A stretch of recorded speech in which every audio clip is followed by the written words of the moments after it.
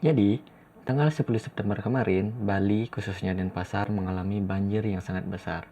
Aku kaget banget sih, karena tumben aku melihat banjir setinggi dada orang dewasa. Jadi hari ini kita akan membahas tentang sesuatu yang seharusnya dimiliki oleh orang-orang, tapi tidak ada, yaitu tas darurat bencana. Hai guys, jumpa lagi dengan aku Dirga di 30 Days Challenge Talking to Camera. Jadi hari ini adalah hari ke-19 aku ngomong di depan kamera. Gimana kabar kalian semua? Semoga baik-baik saja. Berkaitan dengan videoku yang sebelumnya yang terkait unclear yes mean clear no, aku dulu selalu beranggapan kalau aku selalu siap dengan menghadapi semua bencana, mau banjir kek, mau longsor kek, mau gunung berapi, aku siap. Tapi ketika aku kena banjir bulan September kemarin, aku cuma bisa bengong dan bingung. Aku harus bawa apa ya? Aku harus kemana ya? Terus aku harus gimana ya? Cuma bengong melihat air yang setinggi air dada orang dewasa. Jadi, pada video kali ini kita akan membahas sesuatu yang sangat penting ketika terjadi bencana, yaitu tas darurat bencana.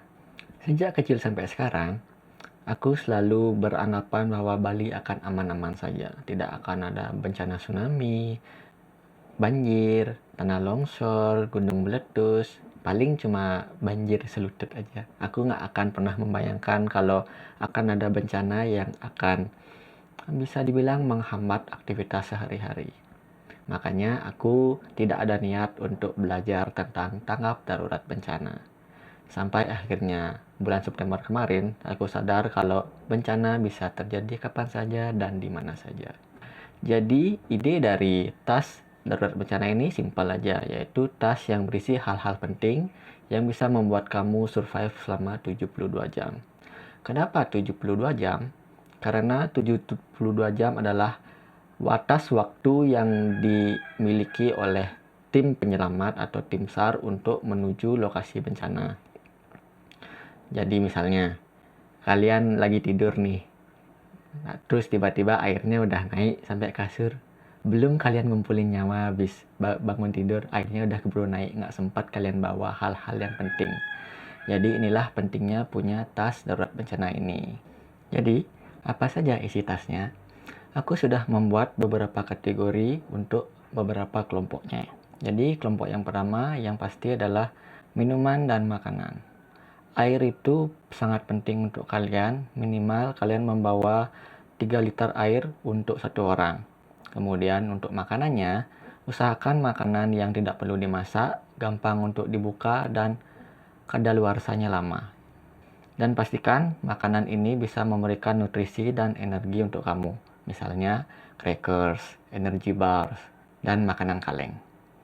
Kemudian selanjutnya ada kotak P3K, yaitu obat-obatan yang mesti kalian bawa seperti kasa, antiseptik, obat pereda nyeri, dan obat-obatan yang sedang kalian gunakan saat ini. Kalian bisa membeli kotak P3K yang udah jadi ataupun bisa membuatnya sendiri. Kemudian ada dokumen penting. Dokumen penting ini kalian bisa membuat fotokopinya ataupun membuat versi digitalnya kemudian disimpan di flash disk. Kemudian simpan dokumen penting ini pada tempat yang kedap air atau ziplock. Dokumen penting ini bisa berupa paspor, KTP, info-info bank, dan lain-lain. Kemudian selanjutnya ada pakaian dan perlindungan. Setidaknya kalian harus membawa satu set pakaian untuk satu orang. Kemudian ada juga kalian harus membawa mantel karena sedang musim hujan. Selain itu, jika masih ada space, kalian bisa membawa emergency blanket. Yang selanjutnya ada penerangan dan komunikasi, yaitu kalian bisa membawa senter yang lengkap dengan baterai isi ulangnya. Kemudian bisa membawa power bank untuk mengecas HP dan pastikan power banknya penuh ya. Kan nggak lucu bawa power bank yang kosong. Kemudian yang terakhir, kalian bisa membawa fluid sebagai tanda untuk penyelamatan. Selanjutnya ada alat dan kebersihan. Kalian bisa bawa multi tools, duct tape untuk nempel-nempel apa saja, kemudian tali paracord. Kemudian kalian bawa tisu, bawa handuk, tisu basah, kemudian apa yang namanya? Hand sanitizer dan lain-lain. Selanjutnya kalian juga harus membawa uang tunai dan pastikan memiliki pecahan yang kecil-kecil supaya meminimalisir meminta kembalian, karena ketika keadaan darurat tidak kepikiran dagangnya itu untuk mencari kembalian ya. Kemudian sangat mungkin juga ATM-nya itu tidak berfungsi. Selain hal-hal mandatori sebelumnya, kalian juga bisa membawa barang pribadi yang bisa menenangkan diri kalian. Kalau aku sih kayaknya bawa small notepad sama pulpen sih, pakai coret-coret. Ternyata banyak banget sih. Aku juga kaget pas awal-awal baca, kok banyak banget yang harus dibawa. Tapi setelah dipikir, make sense juga sih hal-hal itu dibawa untuk survive selama 3 hari. Jadi setidaknya untuk menampung semua ini, kalian butuh tas hiking, tas gunung itulah dengan volume 40-50 liter. Nah, setelah kalian membuat tasnya, terus nyimpannya di mana? Simpanlah tas darurat bencana di tempat-tempat yang gampang kalian raih, misalnya di dekat pintu atau di lemari yang sering kalian buka. Jangan nyimpan di gudang dengan tumpukan kardus itu dan numpuknya paling bawah lagi. Jangan. Pokoknya ketika darurat bencana, kalian gampang untuk mengaksesnya. Bencana tidak dapat kita prediksi kapan terjadi. Bisa jadi kita mempersiapkan tas bencananya tahun ini, bencananya terjadi tahun depan.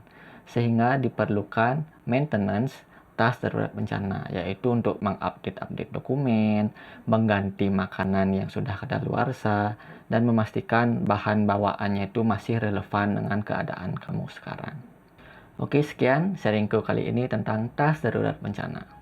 Aku masih belajar sih, dan aku mau buat satu karena berdasarkan ramalan cuaca BMKG akan terjadi peningkatan curah hujan di pergantian tahun ini. Jadi aku encourage kalian untuk punya satu, at least untuk memenuhi kebutuhan basic kayak makanan, minuman, dokumen penting, dan P3K. Menurut kalian gimana? Komen di bawah ya. Dan jangan lupa untuk subscribe biar nggak ketinggalan videoku selanjutnya ngomong di depan kamera. Sekian dari aku, sampai jumpa di video selanjutnya. Bye-bye.